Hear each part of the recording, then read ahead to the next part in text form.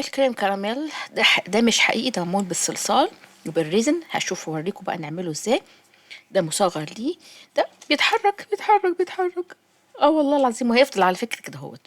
بنجيب هنا سوفت ريزن ونحط عليه لون ابيض، ونحط عليه حتة اصفر كمان، وبعدين نقلبه كويس جدا ونصبه في المول دوت. انا بجيبه من المحلات اللي هي بتعمل الحلويات، ونسيبه ينشف لمدة كده 4 5 ساعات، وبعدين نحطه هنا. هيفضل دايما في الوضع ده.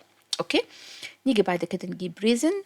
بنلخبط طبعا الريزن A و B، ونحط عليه لون شفاف اورنج وبني، ونبتدي عشان نعمل بقى الكراميل. ونبتدي بقى الجزء الفوقاني دوت نغطيه بقى ايه بباستل كلر عشان كأن الكراميل محروق شويه، ونحط عليه الكراميل وبالهنا والشفا. طعمه مين ما بيحبوش؟ طعمه بحبه قوي. نقطع حته بقى. الفيديو كامل موجود على القناه، لو تحبوا التفاصيل اكتر اشتركوا في القناه وشوفوه. بالهنا والشفا. باي.